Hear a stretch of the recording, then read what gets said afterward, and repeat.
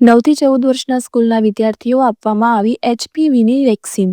વલસાડના તાલુકાના ઝુરણંગ ગામે શારદાબેન સાર્વજનિક હોસ્પિટલ ખાતે HCF ફાઉન્ડેશન દ્વારા HPV વેક્સિનનું આયોજન। 10 ગામોની સ્કૂલોની 9 થી 14 વર્ષની 350 વિદ્યાર્થીઓને આપવામાં આવી HPV વેક્સિનની રસી।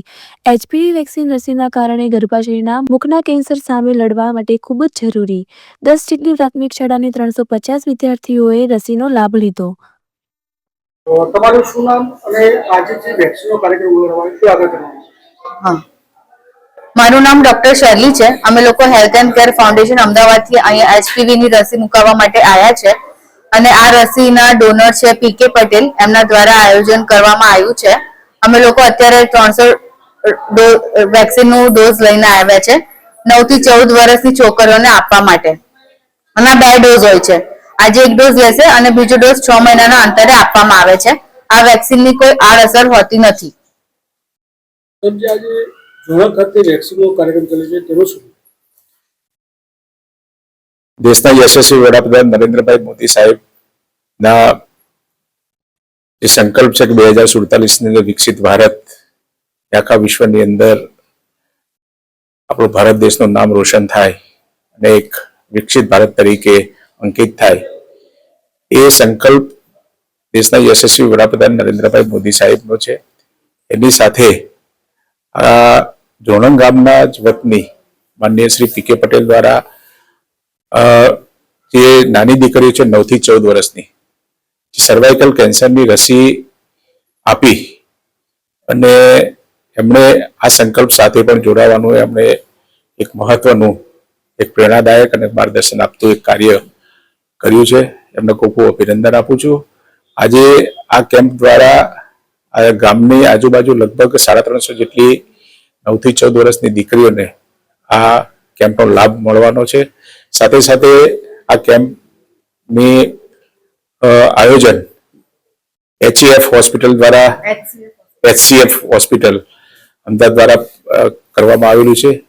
એમને પણ ખૂબ ખૂબ અભિનંદન અને શુભકામનાઓ, શુભેચ્છાઓ આપું છું અને આપના માધ્યમથી એક સૌને વિનંતી પણ કરું છું કે જે દીકરીઓ 9 થી 14 વર્ષની છે એમને આવા કેમ્પ જ્યારે યોજાતો હોય ત્યારે પરિવારના સદસ્યોએ પણ આની અંદર ભાગ લઈ આપણી દીકરીઓના સ્વાસ્થ્ય અંગે ચિંતા કરીને એમને પણ જોડાવાનું હું એક વિનંતી કરું છું। કારણ કે હજુ પણ સમાજની અંદર જ્યારે આવા કેમ્પોનું આયોજન થતું હોય છે ત્યારે ઘણા લોકો આ કેમ્પોમાં જોડાતા હોતા નથી, પરંતુ આ સરાહનીય કાર્ય જ્યારે કોઈ વ્યક્તિ અથવા કોઈ સંસ્થા દ્વારા કરવામાં આવે તો એને પણ આપણે સાથ અને સહકાર આપીને આપણી દીકરીના ભવિષ્ય માટે આપણે સૌએ સજાગ રહેવું જોઈએ।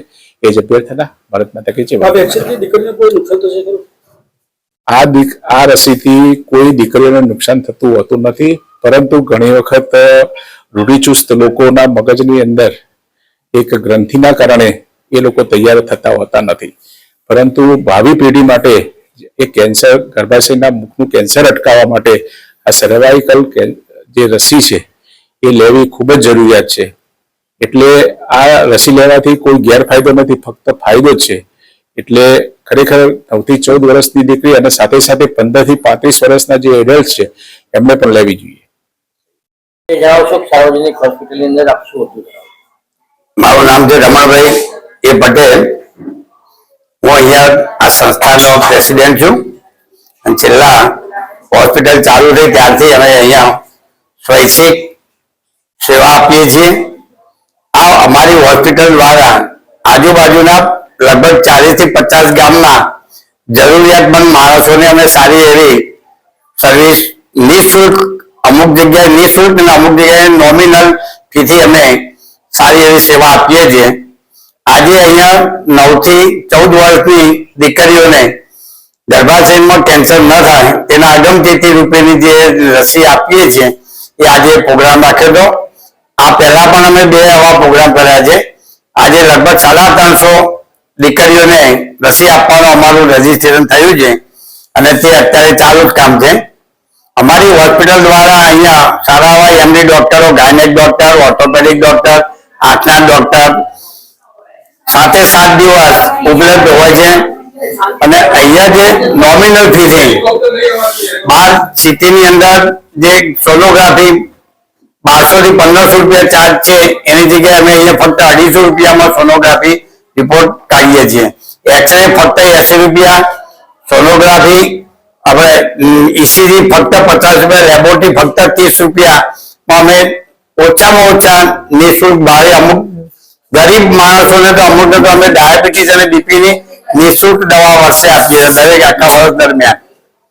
ત્યારબાદ હવે અમે આખું બોડી ચેકઅપ માટે નવા મશીનો જે ફક્ત 2000 રૂપિયા 1500 રૂપિયાની અંદર અમે કાઢી આપીશું, જે અમદાવાદમાં 7 થી 10,000 રૂપિયા ચાર્જ થાય છે, એ અમે અહીંયા ટૂંક સમયમાં એ અમે ચાલુ કરવાના છે અને એ મશીનના દાતા પણ અમને મળી ગયા છે. તો અમારા હોસ્પિટલ દ્વારા જરૂરિયાતમંદ માણસોને ઓછામાં ઓછા ચાર્જે અમે સારી એવી સેવા આપી શકીએ એ માટે અમે અત્યારે પ્રયત્ન કરીએ છીએ અને તે માટે સૌ દાતાઓનો અમે ખૂબ ખૂબ આભાર માનીએ છીએ. પરિચય બતાવશો અને જે આ વેક્સિન આપવામાં આવે છે મહિલાઓને એ બાબતે જાણકારી. હા, મારું નામ વિપુલભાઈ પટેલ છે. હું અહીંયા શારદાબેન સાર્વજનિક હોસ્પિટલ જોણકમાં મંત્રી તરીકેની ફરજ બજાવું છું. આજે અમારી હોસ્પિટલમાં એક ફ્રી એચપીવી વેક્સિનનો કેમ્પ રાખેલો હતો.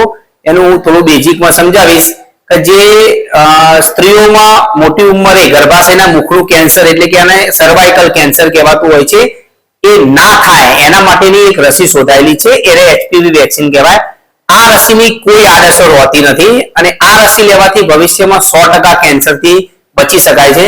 તો વધુમાં વધુ દીકરીઓ આ વેક્સિન લેવી જોઈએ. અત્યારે અમારા કેમ્પમાં 9 વર્ષથી 14 વર્ષની દીકરી માટેનું ફ્રી વેક્સિનેશનનો કેમ્પ કરેલો છે. આ ફ્રી વેક્સિન નથી મળતી, અમને દાતા પૈસા આપે છે એટલે અમે ખરીદીને ફ્રીમાં કેમ્પ કરીએ છીએ. તો વધુમાં વધુ લોકો આનો લાભ લે એવું અમે વિનંતી કરીએ છીએ. વિપુલભાઈ, જે આ છોકરીઓ જે વેક્સિન કરે છે તેના માટે શું કહેશો? આ કોઈ ડરવાની જરૂર નથી. એકદમ 1 સેકન્ડમાં રસી લેવી જાય, કોઈ ડરવાની કોઈ આડઅસર થતી નથી.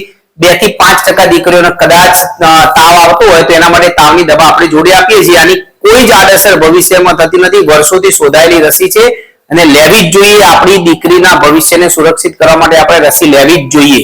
આ પ્રથમ ડોઝ જે ફ્રીમાં આપવામાં આવે છે એના પછી જે બીજો ડોઝ લેવાનો આવે છે એના માટે શું વિકલ્પ? બંને ફ્રી જ ડોઝ છે. આ ડોઝ બી ફ્રી આપવાનો, એના 6 મહિના પછી બીજો ડોઝ આપવામાં આવે છે, એ બી ફ્રી જ હોય છે. એ બી અમે એક્ઝેક્ટ 6 મહિના થાય એટલે અમે ફરીથી જે અત્યારે અમે લિસ્ટ આવ્યું હોય એ પ્રમાણે દીકરીઓને બોલાવીને ફરીથી ફ્રીમાં જ આપીએ છીએ. કિંમત બજાર શું કિંમત?